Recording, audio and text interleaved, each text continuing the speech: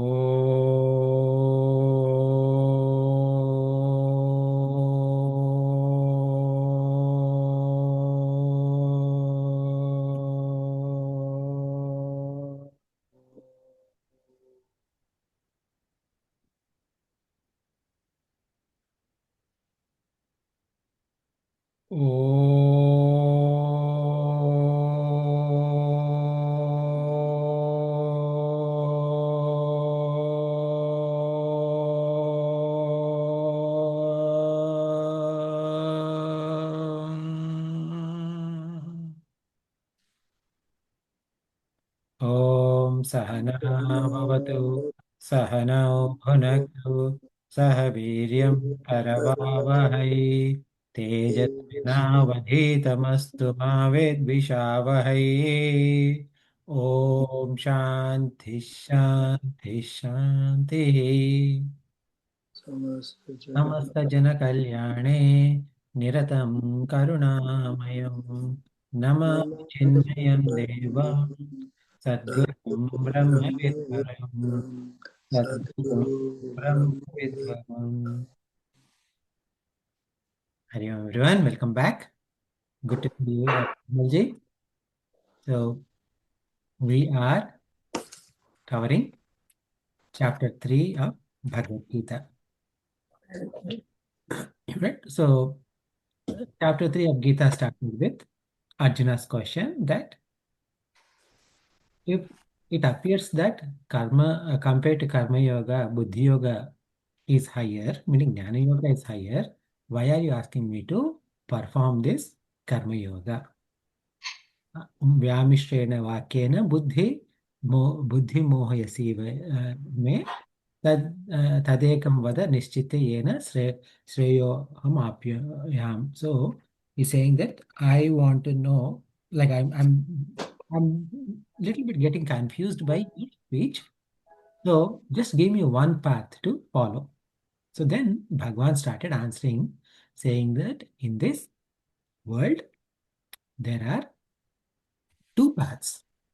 Okay, Lokesmin Vividha Nishtha. Interestingly, he didn't say two paths, rather twofold path. Okay, Vividha Nishtha. Nishtha is singular. Okay, and Jnana Yogena Sankhyanam, Karma Yogena Yoginam. So there is a Jnana Yoga that can be followed as well as Karma Yoga that can be followed depending on where you are. Now, Arjuna, you are saying that you don't want to perform karmas, as in Karma Yoga. But what na karmanam anarambhat naishkarmyam purushoshnuте na cha sanyasanadeva siddhim samadhigacchati. So no one can attain naishkarmya siddhi. Naishkarmya meaning state of actionlessness. A state of actionlessness here, it means it is a jivan mukti avastha. Okay, jivan mukti state. No one can attain that level of jivan mukti without performing action. So now that means what does it mean? The jivan mukti state or the jivan mukti it is not a state. I kept saying state, but state is incorrect. State means it can always change. But once you reach jivan mukti, there's no getting back. So hence it is not a state. It's my bad. I'm using the word state multiple times. So jivan mukti can only be attained by performing action. Meaning there should be something we must do to get to that state, that stage maybe. Okay. And that cannot be attained by merely saying that I am going to renounce everything. Okay.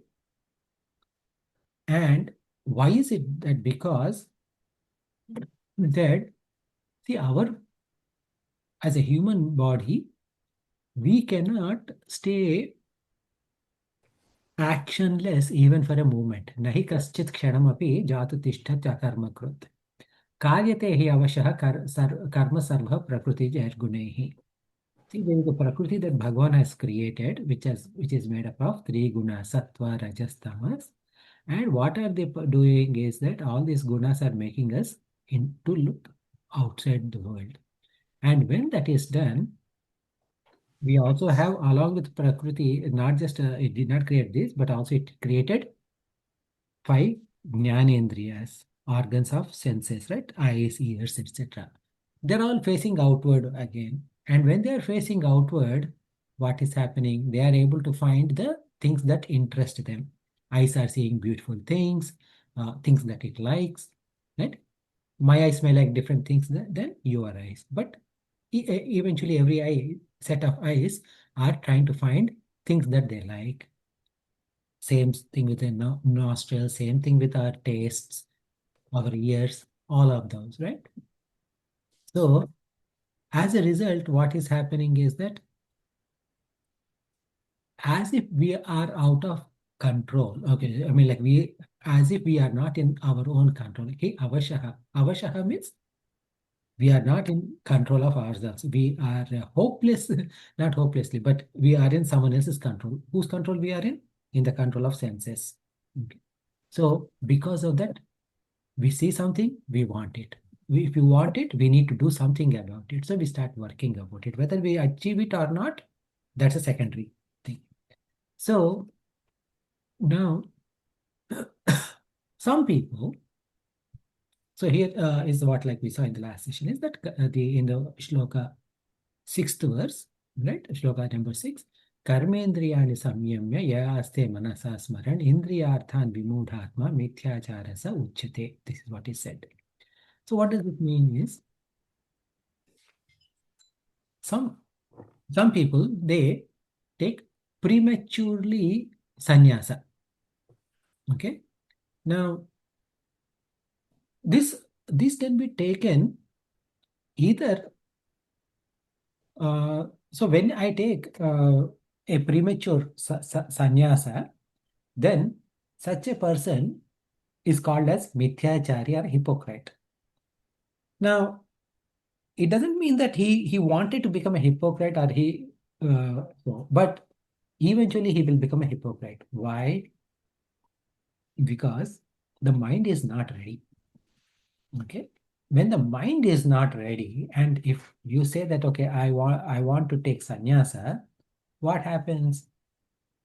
Now he's trying to control all indriyas, all karmendriyas, and he closed his eyes. He maybe his ears and maybe tied some thing around his nose so that like, nose doesn't get any smells or anything like that. Now what happened? The moment he closed his eyes, the mind is running elsewhere. When this mind is running elsewhere, what happens? He cannot abide in Brahman. So to abide in Brahman, we need to have qualification. What is that qualification? Is ability to control the mind. Now, how do you get to control the mind? That's where Karma Yoga comes in. So generally, when we say we are, when the knowledge, when we must abide in a shastras, or we must abide in the knowledge, or we must abide in Brahman, then there is a sadhana that is advised for them. What is this? Jnanameva yoga sadhana, meaning jnana alone you should be abide in.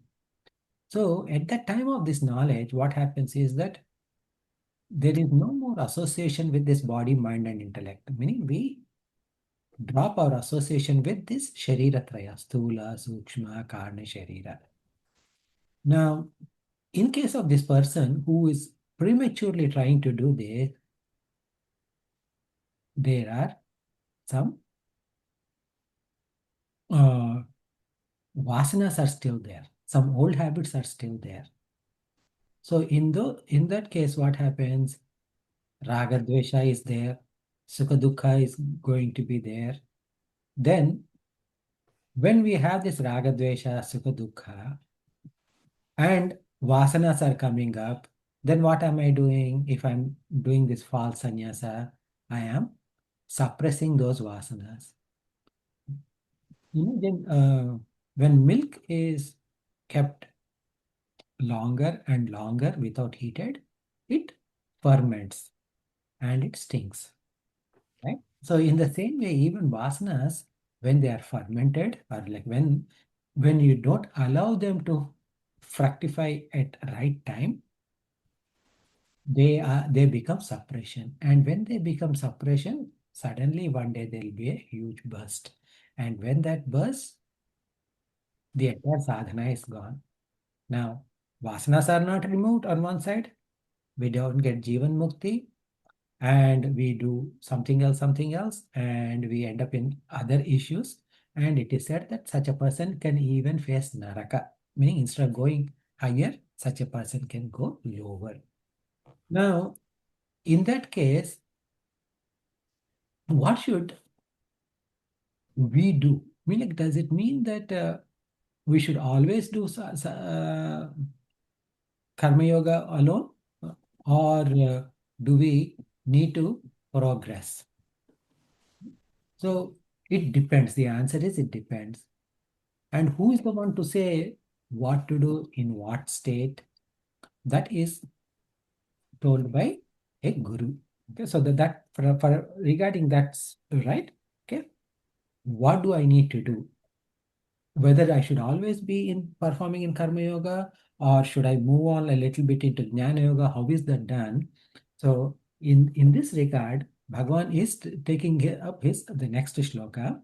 Okay, and in this shloka, the next shloka, what you're saying is that we are looking at a seeker who is genuine. Okay, so in remember, like in the sixth verse that we saw, the seeker we saw, he is premature and he doesn't know what to do and he just jumped. Okay, and he did something incorrectly. Okay, so and then he failed there.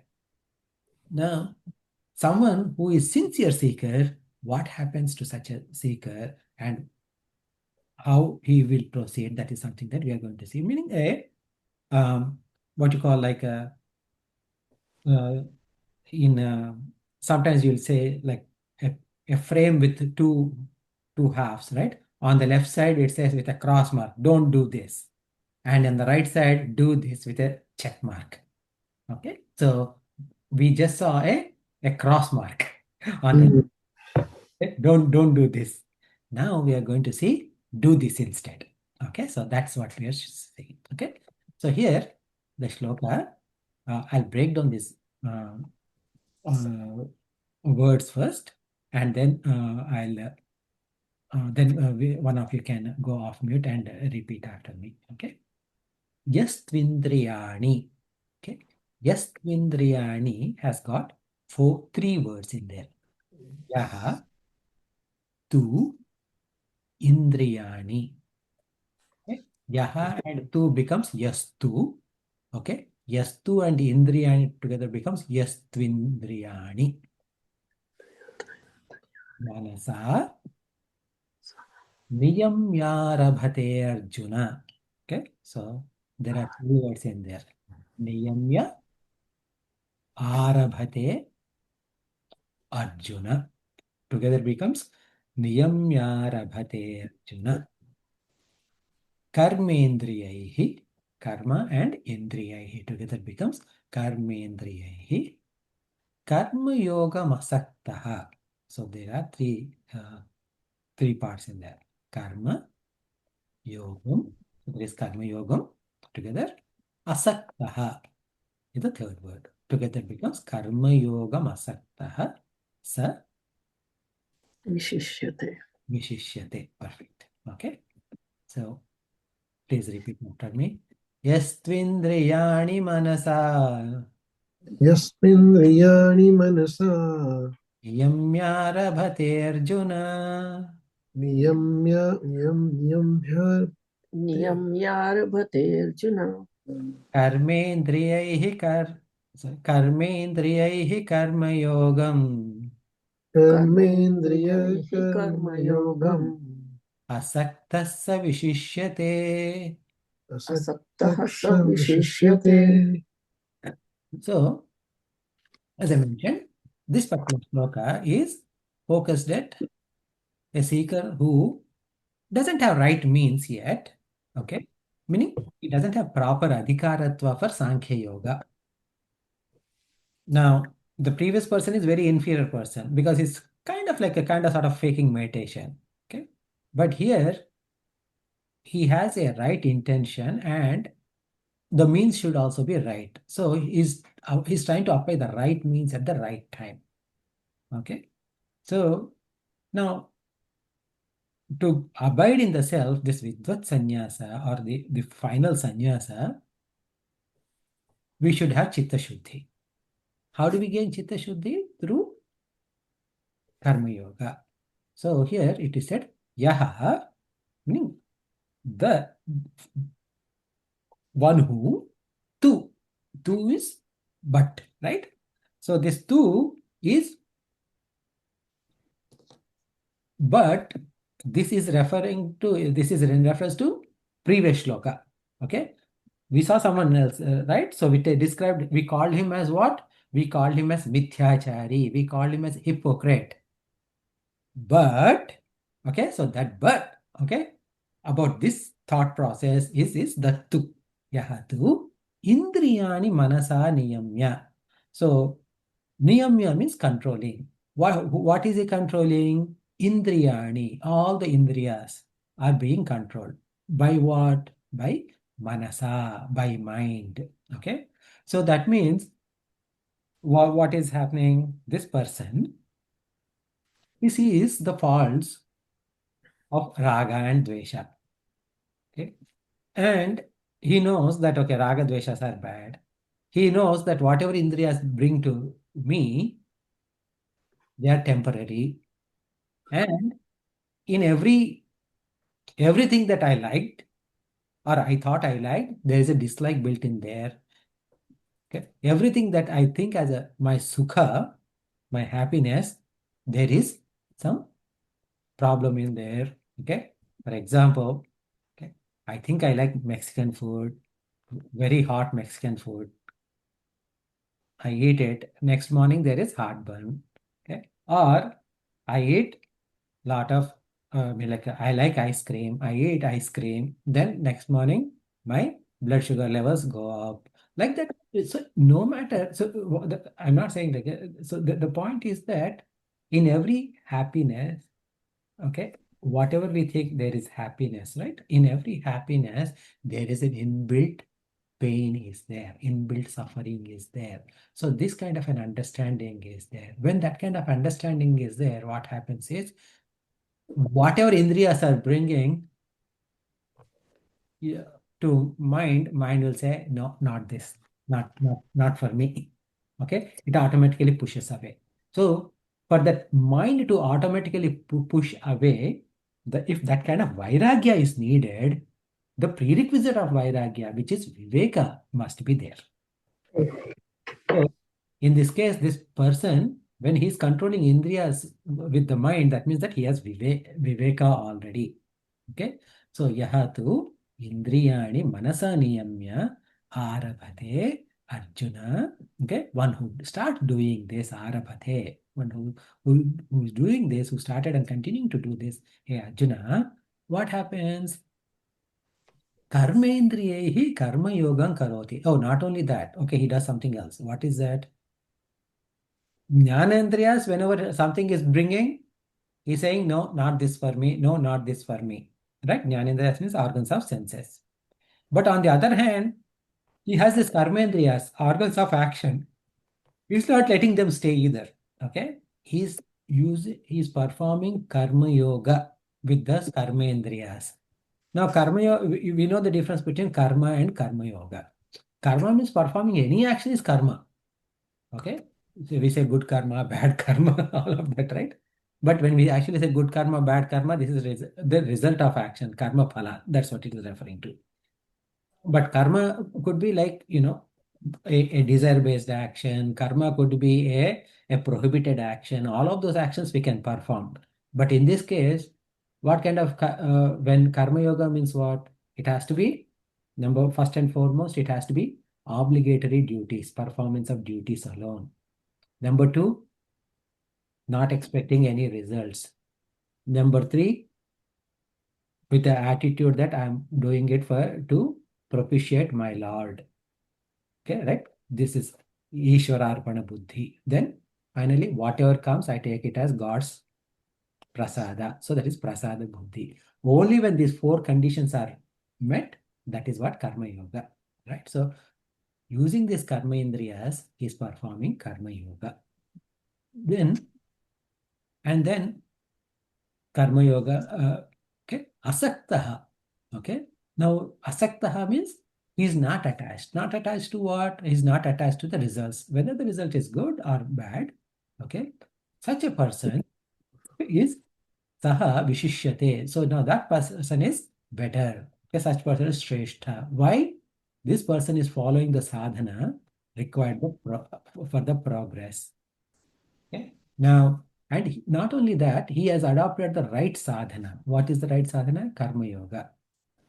Now, this sadhana, So mute person.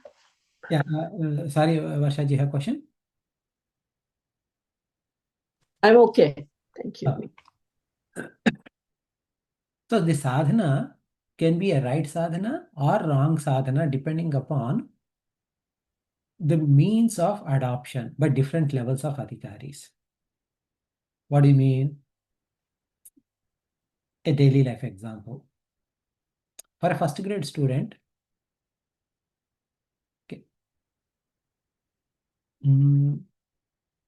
yeah, learning multiplication tables is right sadhana. Okay, practicing multiplication table. When we were young, our parents used to insist that every morning we recite all multiplication tables from 2 to 10 or 2 to 20, like that. Okay? So that was good. Now, if you are in intermediate, okay, or in a college level, doing that practice is meaningless because you need to do some other practice, a higher level practice. Okay. So what was right at some point may not be right at some other point. So for a beginner, karma yoga is primary sadhana. Now, does it mean that does he just do karma yoga and that's it? No, no, no, no. That means that we still must do our puja, we must do our japa, we must do shravana, we must do mananam, we must do nitidhyasana. All of them are needed. If all of them are needed, nitidhyasana is needed, shravana, manana, all of them are needed, then am I not automatically eligible for Sankhya Yoga? No. Why not?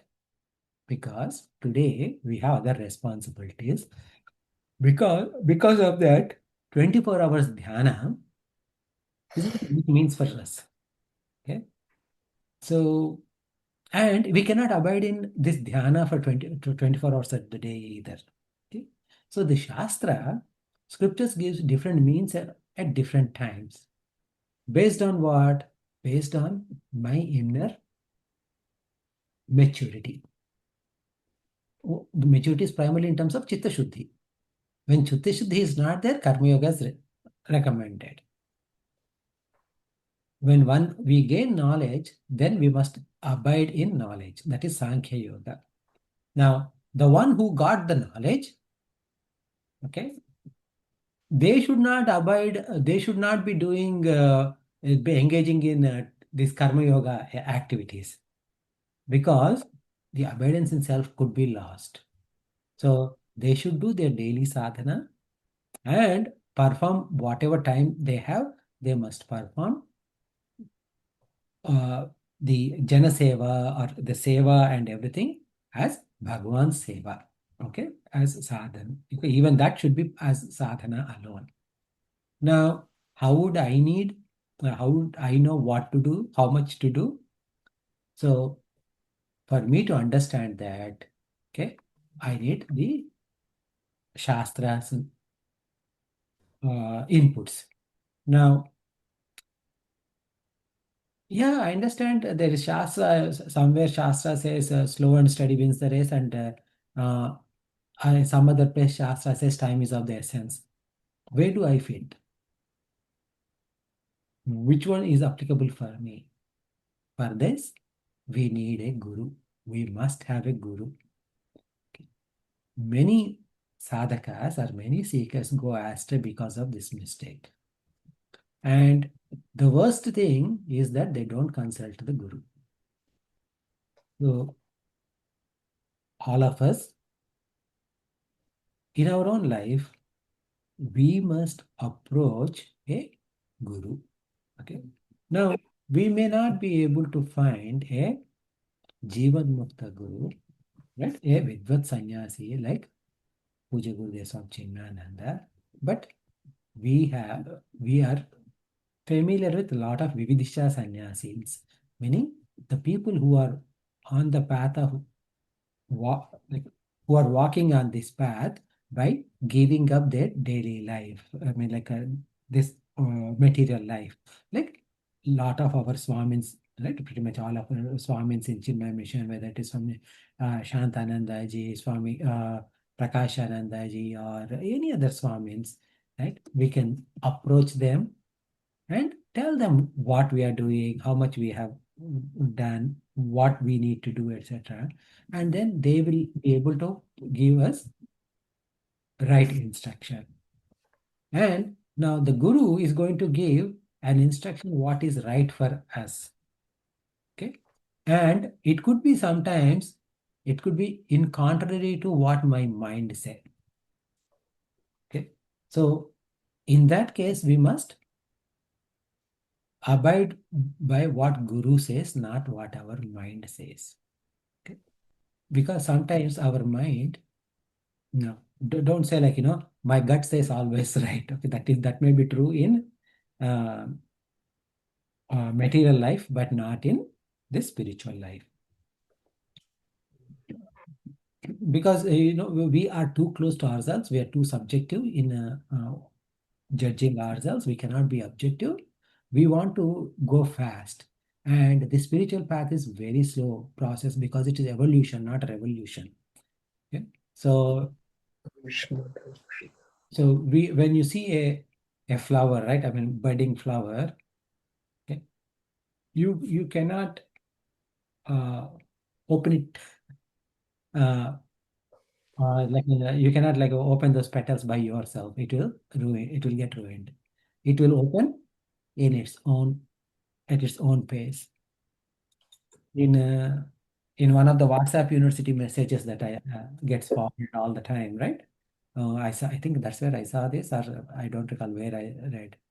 So this one guy sees uh, a bee is like before it actually becomes a bee, it is in a mud. It is covered in mud, right? And the pupa is covered in mud, so it's a hard mud shell, and it is trying to break the mud shell from inside, and it is struggling hard. Now this guy thought that I should help, and so he broke that mud shell, and it came out happily. But the thing is that because it did not get enough strength by hitting that mud shell, okay, it became weak, and its wings couldn't, the wings weren't strong enough, and it came out prematurely, so it couldn't fly, and it is dead. Okay, so that is a story that I read. So same thing is true with this, right? So we cannot like push ourselves too high. Okay, so that's why like we need to listen to Guru. Yeah, oh, by the way, one more thing is right. Uh, at least in Chinmay Mission, we have an opportunity to see multiple Swamins coming to our ashram periodically, right? Every 3 months or 4 months, we have a Swamin coming. When they come, remember last time when that Swamiji came, I asked him a question and he answered that. I didn't like that answer. Yeah. So just in case, I'll ask this Swamiji what he says. Maybe he may say something that I like. So and then you'll see like some professional questioners, right? They ask the same question to 10 different swamis. Okay, not only they ask the same question to 10 different swamis, but they ask the same swami when he comes after 2 years. The same question, right? So don't do that either, right? So a relationship with the guru should be like a one-on-one. Whenever such Mahatma comes to, like, whether it is, when I say Chinmay mission, like that's what I'm too close to, right? It could be other ashrams also, other missions also, right? So when a Mahatma comes, spend some time, okay, um, in person with them, okay, and listen to them, and you express your opinion, spend like a little one-on-one time. So that Acharya, that Swamin or Brahmachariji, whoever that is, that Mahatma, let him gauge at you. Let him understand what your maturity is. Now, don't pretend in front of them, like as if, like, oh, by the way, I read you remember like one quote from Mundaka Upanishad, for example. By the way, Swamiji, that quote from Mundaka Upanishad, I always remember. Tame vekam janata atmanam. Okay, I can never forget. Then the Swamiji thinks that you know a lot about everything. Okay, so give him an opportunity to ask a question. Oh, so you studied Mundaka Upanishad. So let me. What do you think about that? And then once you start answering, then he knows what is your real depth is. Very Okay. good point. Very good point. Yes. So once he understands you, once you talk one on one, right? That is when you ask for advice. Okay, especially regarding spiritual growth. Okay, if you want to ask a question about whether it is a whether eating idli in the morning is better, or eating chapati in the morning is better, then you don't need to do all of this. Uh, thing. But okay, even in Prashnopanishad, there's a the story goes like this, right? I mean, there's a little bit of story sometimes in Upanishads, right? So the context of Prashna Upanishad is like this: 12 people, or six people, I think. Okay, uh, they all have a question, and they are in search of a guru, and they heard that a particular master is a very, I mean, like realized master, and they go to him and says, "We have a question for you." So that Mahatma says, he doesn't ask what is your question.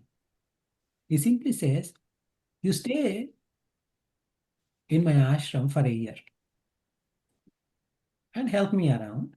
And at the end of 1 year, you ask the question. And if I know the answer, I will tell you. He, al- Mhm. he also puts these conditions. If I know.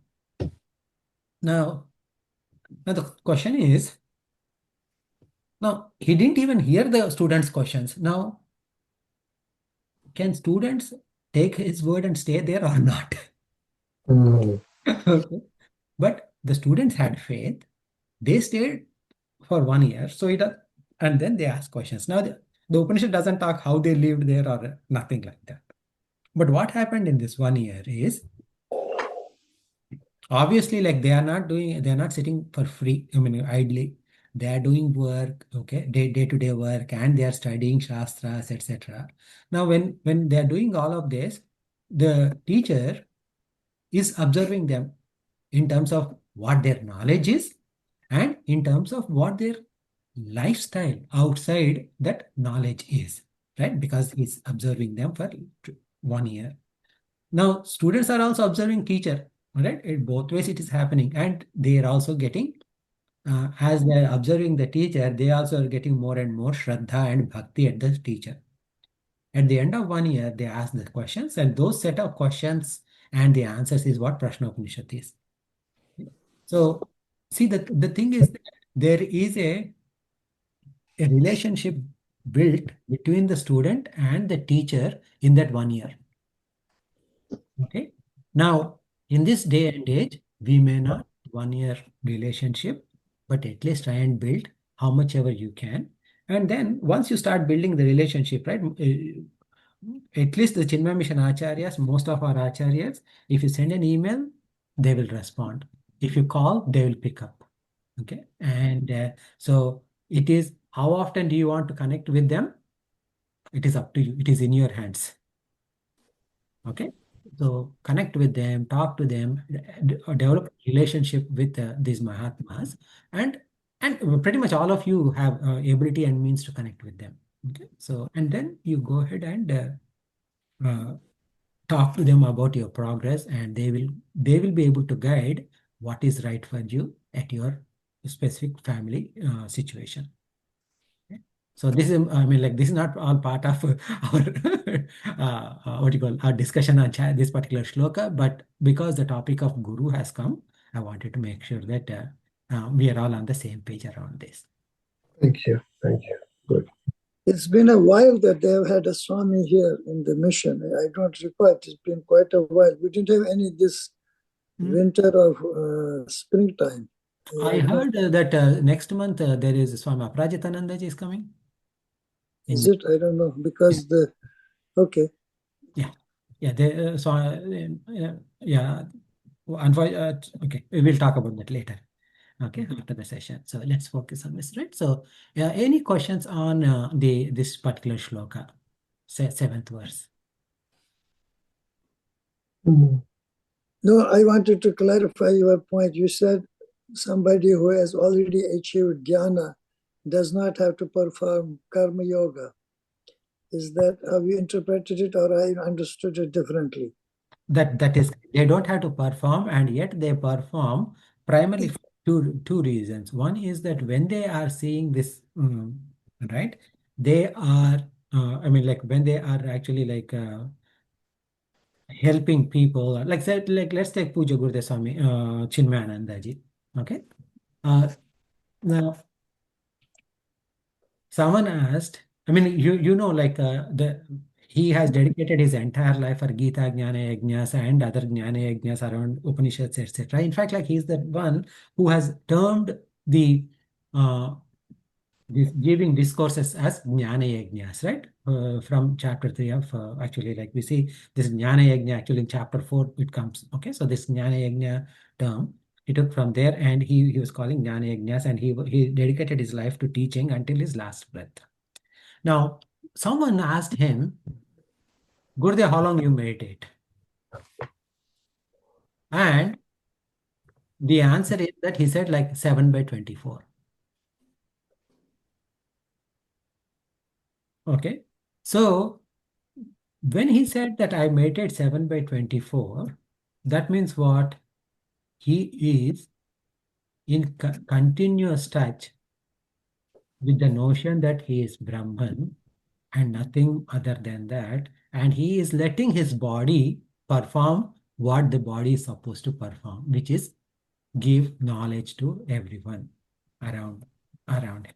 As far as he is concerned, he has nothing to do with his body. His body is doing what it is doing. The mind is doing what it is supposed to do. He has nothing to do with it. Okay. There's another example from his life. When he was teaching at where was this in Siddhabari? Okay, he was teaching Vivek Chudamani. Okay, this is actually told by our Guru Swami Advayananda. Swami Advayananda was just like he was a teenager at that time, and he was a student of Vivek Chudamani there.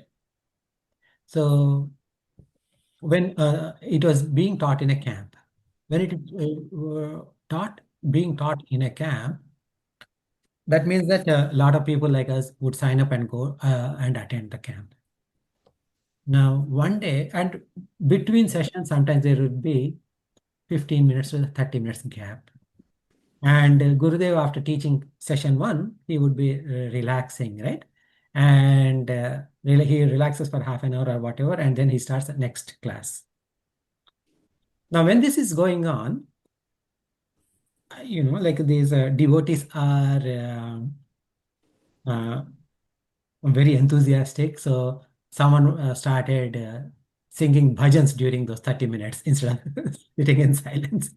And then it so happened that bhajan slowly turned over a few period of couple of days or so, or 3 days later or 4 days later, they turned into almost like every show of talent, talent show, like everybody sings their own bhajan or whatever. So one day, it so happened with this background, one day, one woman sang, started singing.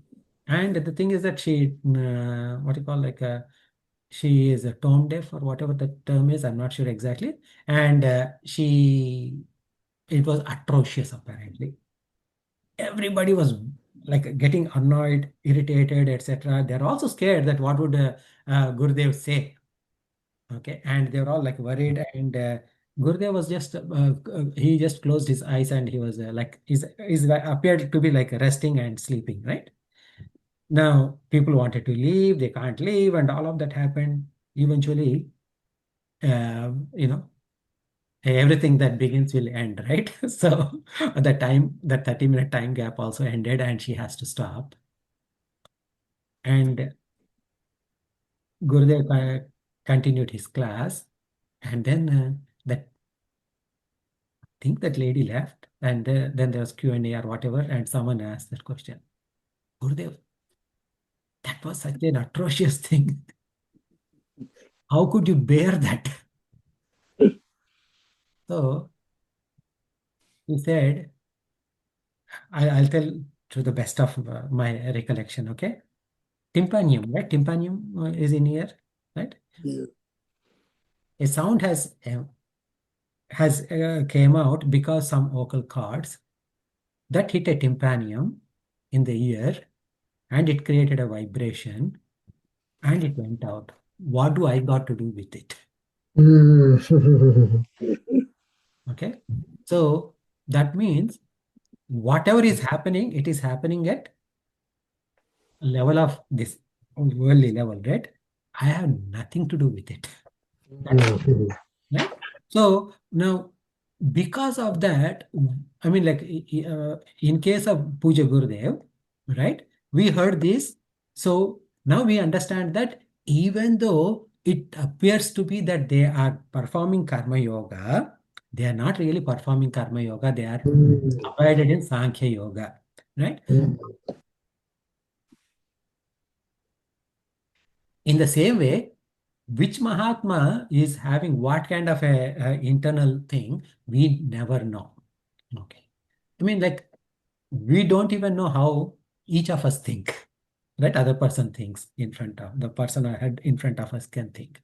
So, what is happening inside a Jivan Mukta Mahatma, we can never guess, we can never know. Okay. So, my point is that just because they are it appeared to be that they are doing more karma yoga doesn't mean anything. It appeared to be they are doing lot of pujas, etc. Right? I mean, building temples or doing puja, sitting in puja, all of that. Don't give any credence to what they appear to do. In fact, uh, we studied Taittiriya Upanishad few years ago. Remember? Right, right. Okay. In Taittiriya Upanishad, there is a part where the students are leaving the ashram, and at that time, the teacher gives uh, the convocation address equivalent, right? So, in fact, when in our Chinmay mission during the graduation day for our 12th graders, we actually read from that. Oh. That the same Taittiriya Upanishad. So that's where you hear Satyam Vada, Dharmam Chara, all of those. Okay. Matrudevo Bhava, Pitrudevo Bhava, Acharya Devo Bhava, Titi Devo Bhava, all of those will be there. And in one of in there, it also says, I don't recall the exact Sanskritam words, but it says that do what I say, don't do what I do. Mm. Okay. Now, it could be said because of two reasons. One is that Acharya could be a Jivan Mukta Purusha, and Purusha meaning like male or female, it doesn't matter, Jivan Mukta. And as a Jivan Mukta, to satisfy some devotee's desire or something like that, they may be doing something which seems to be inappropriate for that person to do. Hmm. Okay, so don't take that into consideration. Also, now the other thing is that the guru may be like not a realized man. Okay, now if he's not a realized person, he's also still working on his path. There is a possibility that he has some weakness. Hmm. And he is I mean, like again, like we were talking about Gurudev, right? Puja Gurudev, he was a smoker in his before he started into the spirituality. And in fact, I think he was smoking even after he got Diksha. Okay. And someone actually said something and that hit him bad. And I mean, like that kind of opened up his eyes or whatever, right? And from that day onwards, he stopped smoking. Okay. So now, so in the same way, just because a guru, a teacher there in that particular case, okay, maybe he's not Jivan Mukta and he has particular weakness, it doesn't mean that it doesn't give license for students to do that particular bad thing. Let us say a teacher is a smoker because we already talked about smoking, right? Oh, my teacher is a smoker, so I should be a smoker too. No, don't get that kind of a thing because we never know, right? We as a students, we all have our own weaknesses. So don't add another set of weakness based on what guru does, guru's weakness.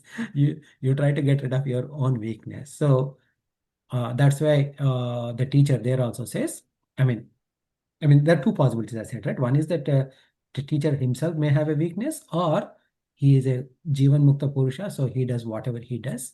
So because of that, the student should not take it for granted.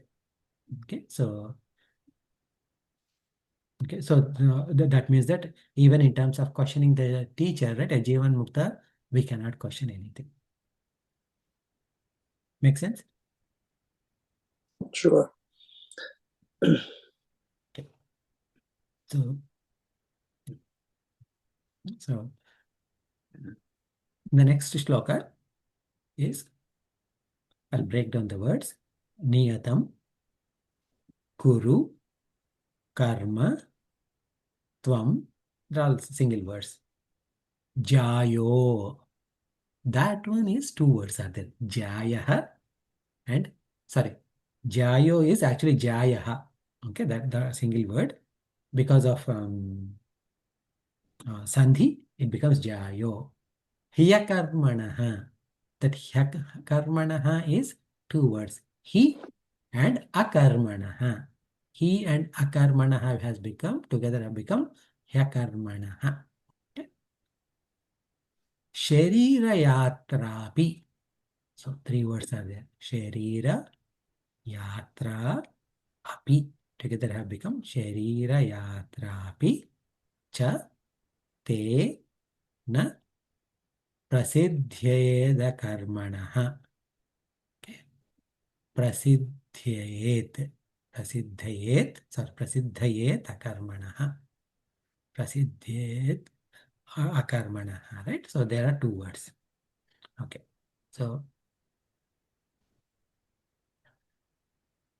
please repeat after me. Niyatam kuru karmatvam Yatam kuru karma yetam. karmajyayo hyakarmanaha Karma jayo he karmana. sharirayatra pichate Shariri yatara kechate. na prasidhyeda karmanaha. Na prasidhete karmana. Akarmanaha. Okay. Karmana.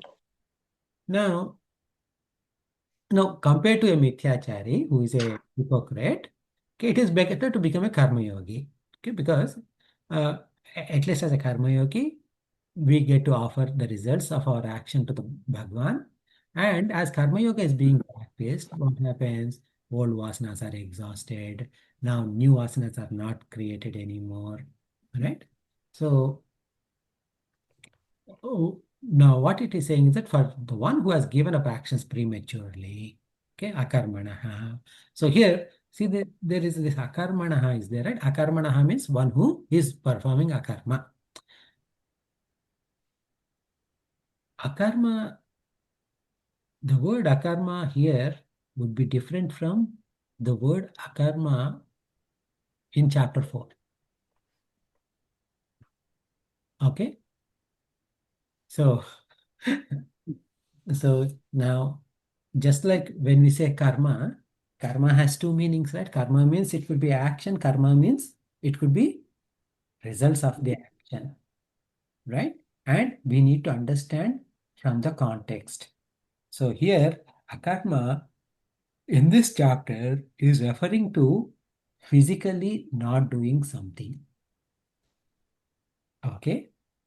Later on, when we go to later chapters, okay, of course, at that time I will remind you as well. When we go to later chapters, akarma refers to not having ahankara, thinking that I am the doer. Okay, so that is slightly different. Okay, so again, this is not a universal definition. The definition of akarma here is specific to this chapter alone. Okay, so now here when we say akarma, In the other context, it could be having no sense of kartutva. there is no sense of kartritva. Yes. Yeah. Okay. So because you'll say like what is karma, what is akarma in this regarding, people get Panditas also get confused. That's what Bhagavan says in later chapter. Mhm. Okay. At that time, that akarma is not the physical akarma. Okay. In this chapter, it is primarily akarma means physical akarma only. Okay. So here he's saying niyatam kuru karma tvam. Tvam means you. You means here who is you? Arjuna. Actually, yeah. Okay. Niyatam always kuru do karma. Why? Karma jayo hi akarmanaha. Karma jayo hi akarmanaha means compared to akarmana. Okay, compared to akarma, okay, the performing karma is superior. Jayaha means superior. Okay. So now what type of karma Bhagavan is talking about? Niyatam kuru karma means do always perform, always perform karma means, is he talking about what kind of karma? Is he talking about karma or karma yoga? He's It talking says about Nitya Naimitic karma. Yeah, he's talking about Nityanayamitic karma and specific. So that means that he's talking primarily about karma yoga. Okay. So karma yoga means automatically performing Nitya and Naimittika karma with the other three things that I said. No result, no interest for specific result, Ishwararpana Buddhi and Prasada Buddhi. All of them together becomes karma yoga. So when he's saying you do karma, he's only referring to you do karma yoga in this particular chapter. Okay. So you do karma. Nitya Naimitya synonymous to Nishkam karma. No, you can do Nitya and Naimittika karma with kama also. See, say for example, Nitya karma is what you call, like say for example, you go to you take care of your ailing relative. Okay, who you are responsible for? You are taking care of this ailing relative. That is your Nitya karma or not? Nitya means routine, right? Yeah, Routine, your obligatory duty, your daily duty. daily duty, right? Yeah, Nitya or Naimittika. Naimittika karma is occasional duty. So probably this becomes under Naimittika karma. So this is your obligatory duty, yes? The Yes. obligatory is the daily duty. It could be daily duties, or it could be daily duties can also be obligatory duties, and the occasional duties are also obligatory duties. So taking care of a ailing relative is a naimittic. Naitika karma, right? Now, yeah. So when you are taking care of that ailing relative, what is your mindset? Okay, this person has lot of money.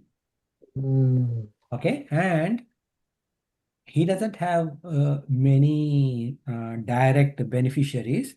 I am one of the beneficiary, may not, even though I'm not the only beneficiary. So I probably will get better. Mm.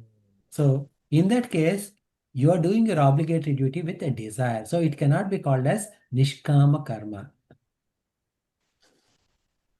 Yes. Okay. Or maybe like he's poor and you are saying like, okay, I'm not getting anything from this fellow. I have to do this. Huh? Then also it is not nishkama karma. Why is it not nishkama karma in second case? There's a resentment involved. Is that why? Resentment. Yeah, yeah. Is that because of the resentment it is not nishkama karma, or something else might be there? Yeah. If there is a resentment, why you are doing? Meaning you are probably afraid of society or something like that, and that is why you're doing. Yeah. Okay. So there is a inbuilt desire there that you want to be recognized as a good man. Mm. Okay. So there also there is it is not nishkama karma. Okay. So that's why like just because you perform obligatory duties, whether it is or daily duties or occasional duties, they are not nishkama karma. Whether it is nishkama or kamya is decided by your attitude. Right? So that is where performing these duties with nothing in expecting nothing, with offering it to Bhagwan. Now, when you are offering it to Bhagwan, okay, what are you offer? So why is this important? Offering to Bhagwan is simple, right?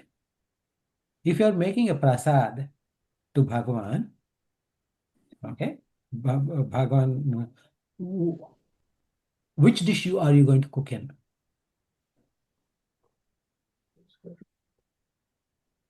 Which dish you are going to cook? Oh, You are cooking in means, let's say you eat meat at home, okay?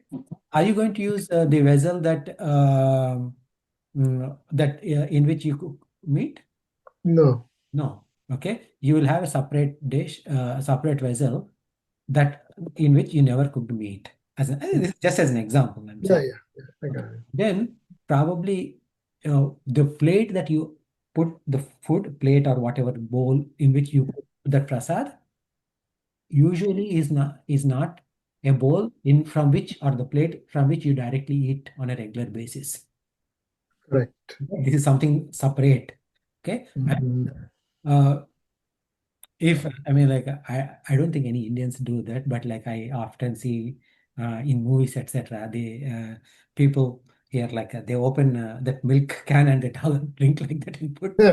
Okay, I saw it in movies and TV shows. I hope none of us here do that. But if such a thing is done, are you going to use that kind of a milk to cook? No. No. Okay, so jhuta nahi, this nahi, not that. Okay, so like we avoid all of that, and so we do everything right, and the best quality is the one we offer, right? So now think about this. We are offering it to God. Our actions to God means what should be our mindset when we are performing this action?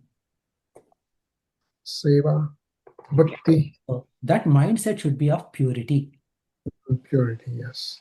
Purity, sattvic, thankfulness, gratitude, those kind of things that are there, that is only when we are offering to Bhagavan. So that is why this factor is there. Ishvara Arpana Buddhi factor is there. Okay. And then whatever comes, that is Bhagavan's thing. Okay. But he is the one who gives the results. Whatever result comes is up to him. He knows what is right and wrong. If I get a bad result, he knows that that result is right for me at this moment. So that kind of attitude is there. So when all of them is there, that is when it is karma yoga, right? We should be doing that to everybody, as they say. If you get a guest in the house, treat him like Bhagwan. So give him the best food, give him the with love and everything that you would do it for. I mean, as if you are serving God. I think that is the attitude and the intent of doing how we do it. And again, to inculcate that a kind of action takes a lot out of you, because you have to remind constantly what need to be done and how it has to be done. So there has to be a continuous awareness and alertness about this process. Otherwise, we lose it. It's not easy to remember. Yeah. We get again caught up me and mine, I and I am doing it. And the doership comes into play. So once that is taken out, then it becomes real karma yoga. That's true. There's no selfishness involved at any level. And he says, Niyatam kuru karma tvam, because always perform karma, mean karma yoga, because karma yoga is way better than not doing anything, akarma. And now he says, in second line, he says, Sharira yatrapi cha te na prasiddhayet akarmanaha. Sharira yatra, meaning managing this body also is not possible, right? Managing this body and maintenance of our body, even that is not possible if you say, I won't do anything. Because for me to manage this body, I had to eat, okay? I had to drink, and that is karma. And once I eat or drink, then I had to go to bathroom and everything. That is also karma. And once I ate, that has to digest. That is also karma that is being done. And I am breathing morning till I mean, like from the time of birth till the time of death. I continue to breathe. That is also karma. So all of these are possible only by doing karma. So when you are doing all of this, what do you mean by I don't do a karma, I'll be a karmi? Okay, that is not possible, Arjuna. That's what he is saying. So now, here, what Bhagwan is talking about is akarma at a physical level is impossible. Now, understanding that akarma at physical level is impossible, okay, don't try to think that I will do akarma. Who is thinking like this?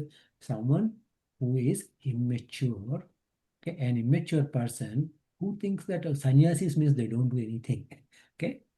Okay, because sannyasa means give up everything. Okay, I will give up everything. I won't do anything. And my because I'm sannyasi, there will be a couple of devotees or some bakras will be my devotees, and they will bring me home. I just need to eat. Okay, so that's a so I mean nowadays that may not be so much, but in the like in olden days that used to be mm, a good occupation, right? So where the sannyasa garb and go for bhiksha, saying like I am Mahatma. So in fact, uh, in Gurudev, when he was studying under Tapon Maharaj in Uttarkashi, it is said that they needed to go to one uh, charity trust called Kalika, no, Kali Kambal. Okay, Yeah. Kali Kambal place where they need to go and they need to get food. Now they would give at that place. I mean, we're talking about like around the time of independence, where food is very scarce, right? At that time, a lot of people would come under we're wearing yellow, orange clothes because that is cheap way. So now these organizers, they too had limited food. So what they used to do is apparently they used to ask these sannyasins to recite a shloka. Okay. Or, Tell me about that. Tell me about this. So they would actually do some kind of a testing before they actually offer food. Apparently, uh, when Swam Shantanandaji said this, that when he, as part of his thing, he also has to go to Kalikambal Chowdhury or wherever, and he had to get bhiksha food, and they made him tell few shlokas before they offered him food. Okay, so that's how it is. So anyway, sorry I took a little longer than That's okay. normal. So any other questions or comments or insights based on what you heard so far today? No, I think the only thing is akarma is inaction. So if there is inaction, right? So inaction at physical level only Level, with yeah, I respect to this chapter. chapter, right. Okay. And it says, Swamiji says, if you don't do any action, you are dead, basically. But you mentioned that it is impossible to do a karma at the physical level. Yes, Like but yeah, that is true. That's what Bhagwan Krishna is saying. But sometimes what happens is, see, uh, when a person is lazy, yeah, what does dad say? You're doing nothing. yeah, that's true. Okay, Yeah. Lazy so bum. yeah, so that doing nothing is considered as inaction, and like when akarma, oh yeah, okay, so sannyasis are akarmis, so I want to be akarmi. That is And that. I think yeah, I understand that, because if you don't do any physical work, your body won't survive without physical. It'll just fall sick. Yeah. So yeah, what Lord Krishna is doing is that he's showing the what you call like the gaps in the definition of akarmi. Mhm. Okay, saying that okay, so what you think is akarma is not really akarma because you still do karma as part of akarma. Okay. Got it. Got it. So I understand the context here. Yes. Okay. Mm. So we'll close then. Yeah, thank you.